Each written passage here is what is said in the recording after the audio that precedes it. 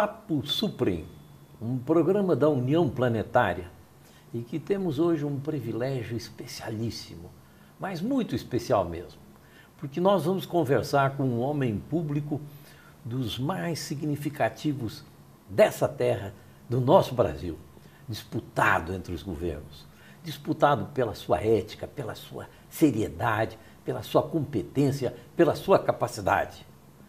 Svandenberg Barbosa. Eu nem sei se eu pronunciei bem o nome dele, mas ele vai me ajudar, Berge. Ulisses, meu amigo. Alegria grande de tê-lo aqui no nosso programa. Alegria, prazer é todo meu. E você, como sempre, muito generoso na apresentação dos amigos. Não, na verdade, o que eu disse é uma verdade. Governo federal, governo do Distrito Federal disputando a participação do Berge, como é conhecido naturalmente entre todos, pela sua capacidade, honestidade, seriedade, ética. É uma verdade.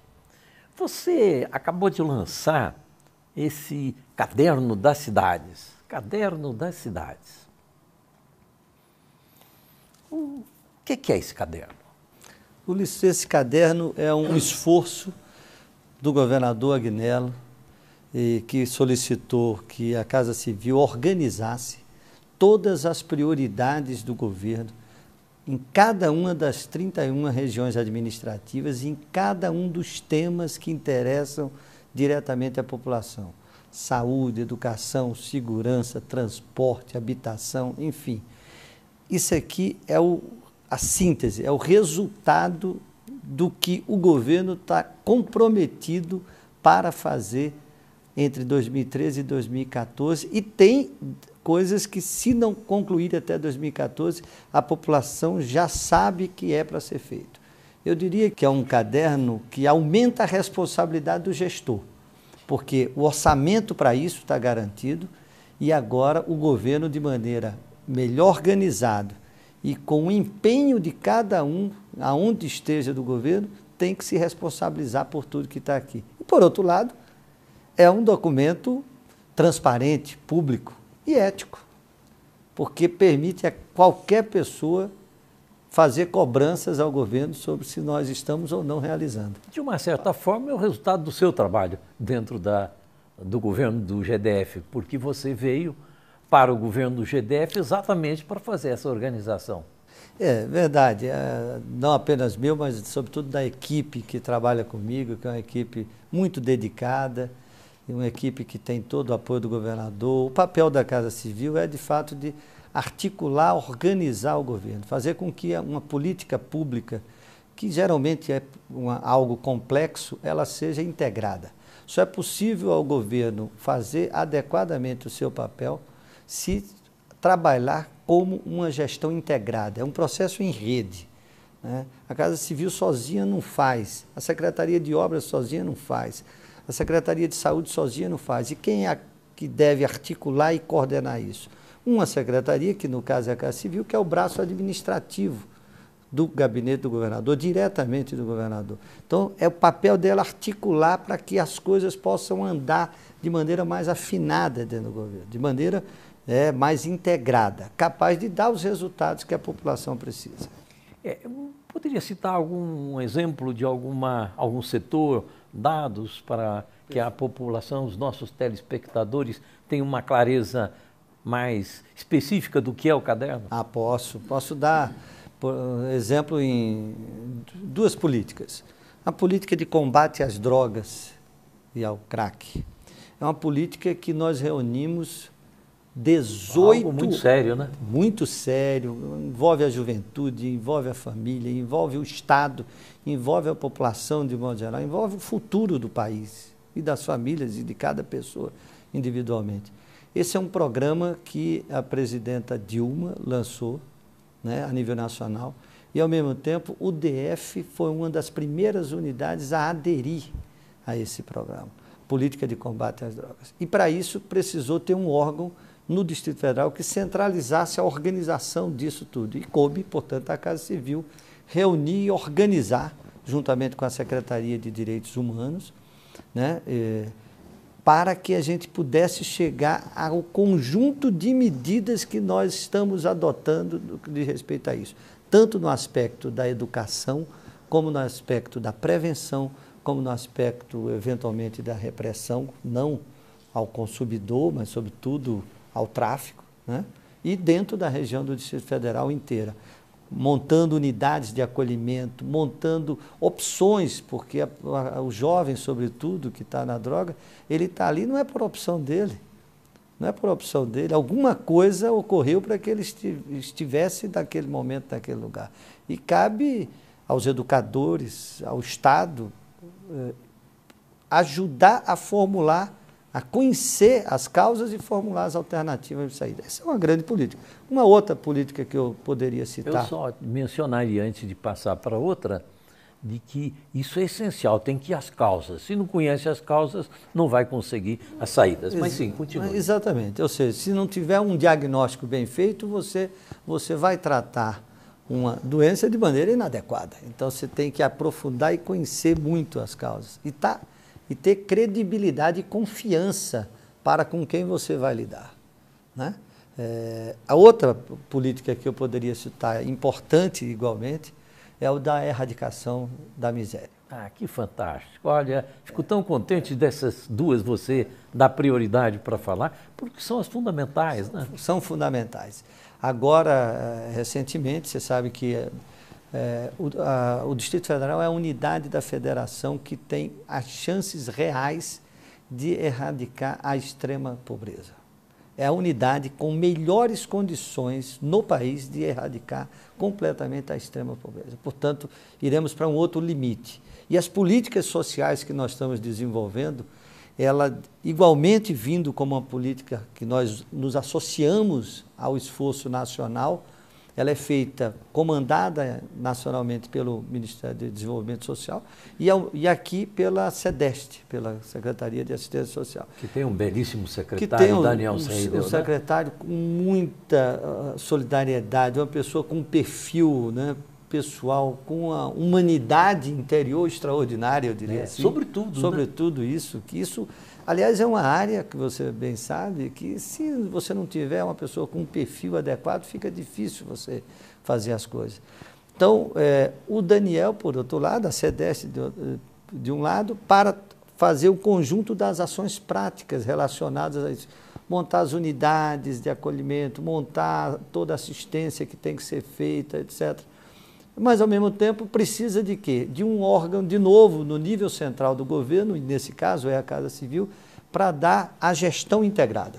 Então, O Daniel está muito empolgado com a questão da música. Da música, exatamente, que é um elemento extraordinário nessa política. A música para toda a periferia, fazer Brasília uma cidade musical. Musical, é muito interessante. Aliás, ontem, inclusive, eu estava com o governador Agnello numa audiência com o ministro da Educação, o nosso ministro Mercadante, e ele também está com um projeto muito interessante de montar a Universidade das Artes. É uma coisa fantástica. E com a diversidade extraordinária na música, no artesanato e tal, as coisas muito interessantes. E nos fez um desafio e o governador topou de trabalhar a montagem dessa Universidade das Artes. Eu acho fantástica essa ideia, porque a gente sempre põe o conhecimento como uma coisa muito objetiva, né? Quando o conhecimento ele não pode estar desligado da beleza, da arte, da alegria, das coisas elevadas, né? Exatamente. Então, Ulisses, voltando para completar o raciocínio, no caso da erradicação da extrema pobreza, também coube à Casa Civil montar um comitê intersetorial de gestão dessas políticas todas. De novo, o braço executivo é sobretudo a SEDEST, mas quem articula, quem organiza o governo, e aí somos 14 secretarias e órgãos do governo.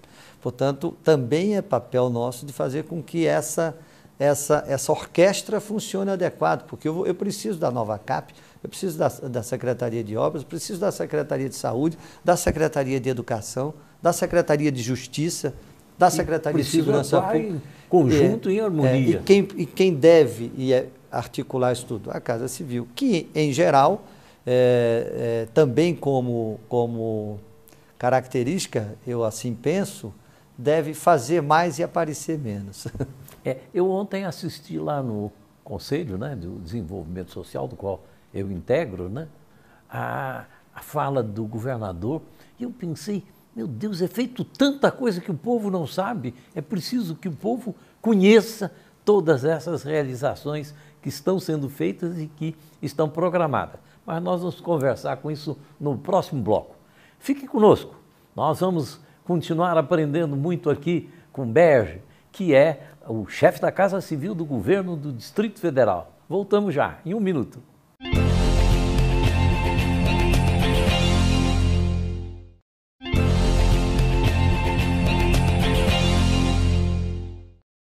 Papo Suprem conversando com Berge Swedenborg Barbosa, que é o nosso chefe da Casa Civil, quem comanda aqui a Casa Civil do Governo do Distrito Federal.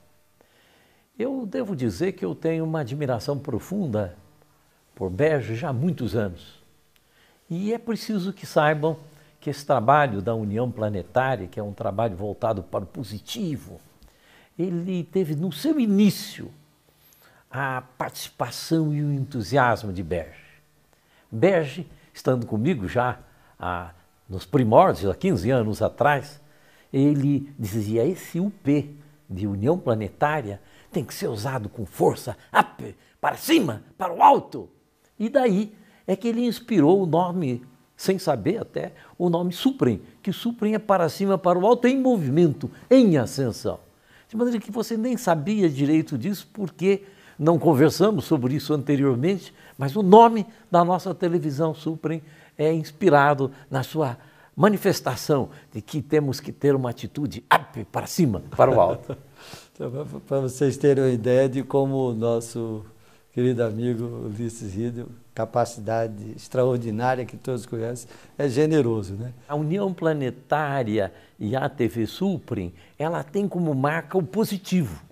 O positivo. E você, no começo, esteve ressaltando para nós a importância de a gente ressaltar. Dizia até, precisamos talvez ter um símbolo para cima, para o alto, up, up. É. Muito obrigado, Berge, pela sua ajuda, do seu coração, do seu entusiasmo por essa causa. Eu acho que talvez o telespectador não saiba, mas nós somos amigos e companheiros de causas comuns há muito tempo, já há várias décadas. E eu tenho um orgulho muito grande, porque as causas que o nosso Ulisses abraça, vocês veem, são a transformação de sonhos e ideais em coisas práticas. Isso poucos homens, poucas pessoas conseguem viabilizar. Alguns conseguem ser bons filósofos, outros conseguem ser bons executivos.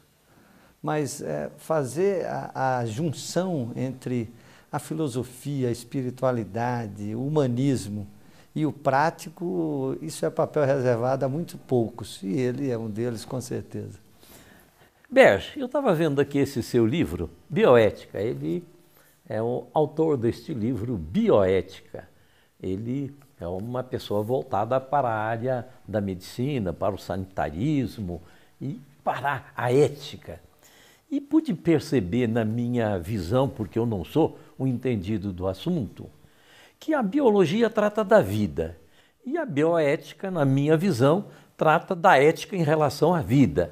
Agora, a vida está nos seres humanos, está nos animais, está nas plantas, está na vida do planeta.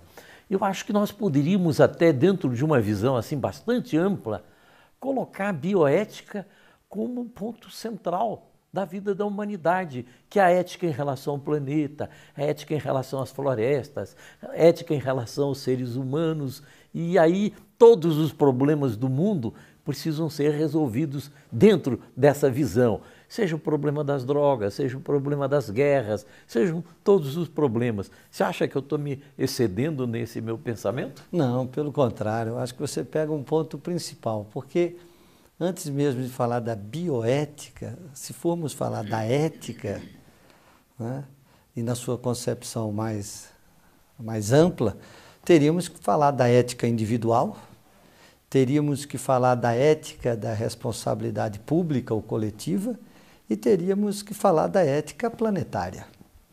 Então, poderíamos fazer perfeitamente uma distinção e uma classificação dessa maneira. Porque a ética individual é o comportamento da pessoa perante o outro, perante a vida, perante o planeta, perante, né, o seu comportamento sob todos os aspectos, né, dos valores, dos princípios que você tem.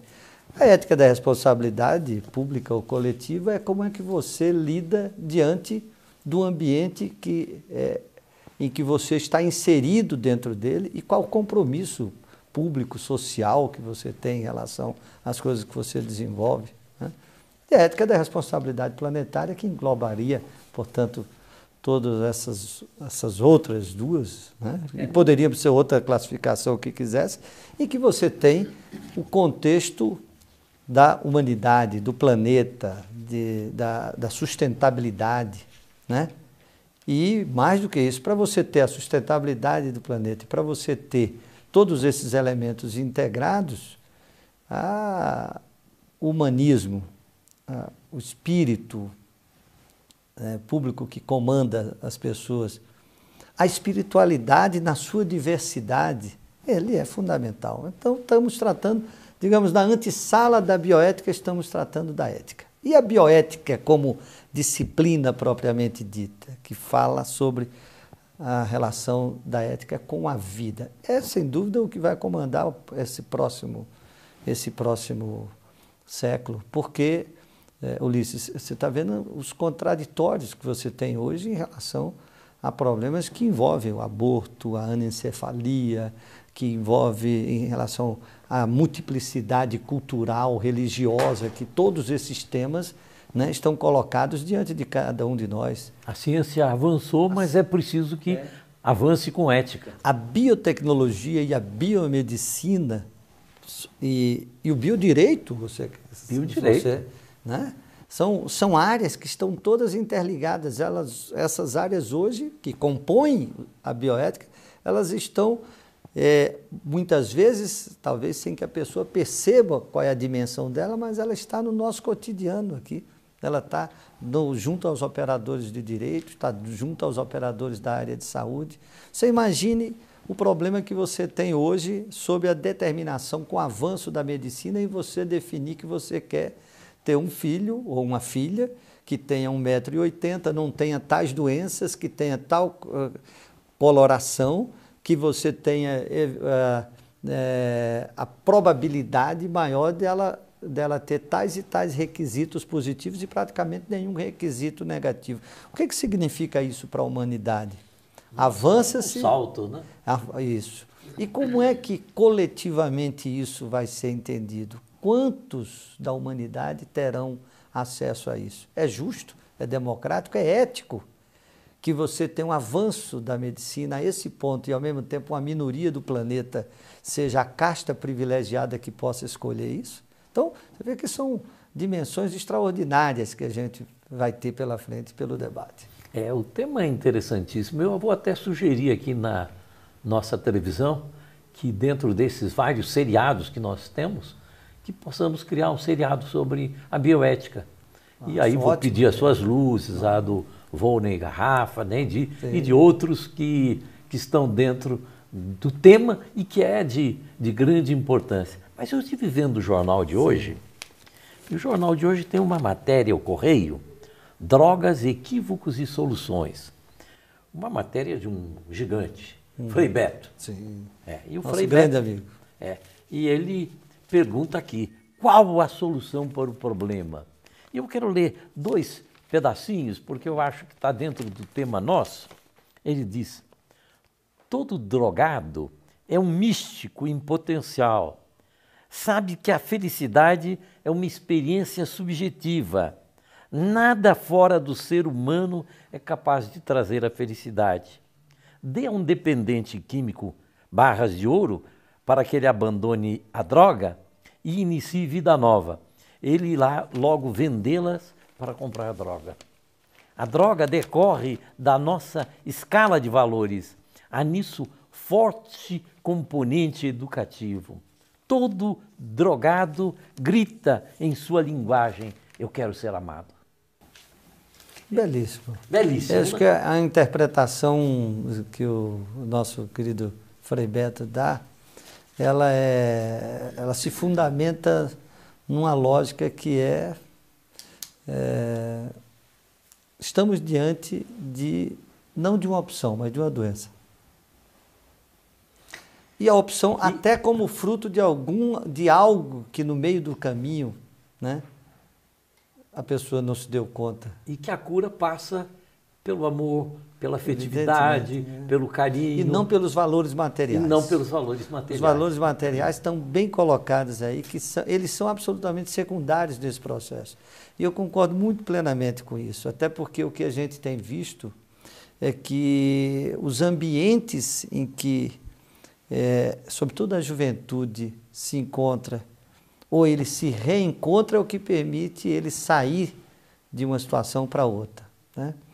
Eu acho que no plano de combate ao crack e outras drogas, é uma das áreas que nós falamos no bloco anterior, é um dos elementos essenciais, identificar as causas reais e adotar as medidas que não são medidas burocráticas, não são medidas com tecnologia. Que estão acima até das leis. Estão acima até das leis. Não são medidas, são medidas humanitárias. E medidas humanitárias se faz entre o contato das pessoas. É entre as pessoas. E é por isso que a União Planetária está articulando com muitas entidades de nós fazermos seminários mensais sobre a pedagogia das virtudes.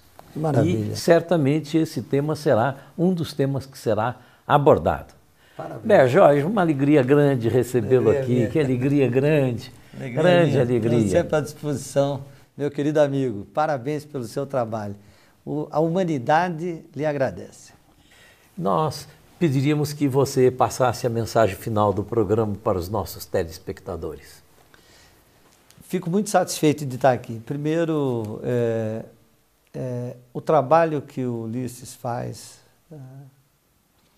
ele é um paradigma, deve servir de paradigma. O que nós temos hoje em relação, sobretudo, à televisão e a vários outros meios de comunicação? Nós temos embalagens, cosméticos, algumas coisas definidas que atuam muito mais sobre o aspecto pouco humanitário e mais comercial. Aqui é o contrário, né? Eu, aliás, quero deixar muito claro que o que eu vi aqui, desde o que eu conheci, o que eu aprendi e do que nós tratamos aqui, a gente trata da melhoria do ser humano. O centro das preocupações é, de fato, com o ser humano e o tamanho dele nesse universo, e as reações dele, e o comportamento dele, ou seja, se privilegia a vida e a população aqui. Então eu quero registrar minha satisfação enorme de estar aqui e me colocar à disposição toda vez que assim for convidado para aqui estar. Muito obrigado. Obrigado, Berge. Obrigado. Conversamos aqui em Papo Suprim com o Berge, que é o chefe da Casa Civil do Governo do Distrito Federal. E para nós uma grande alegria, porque reconhecemos nesse homem um homem de importância para a sociedade brasileira. E não é a troco de nada que ele tem sido disputado pelo governo federal e governo local, porque sabem da sua seriedade, da sua responsabilidade e, acima de tudo, da sua ética.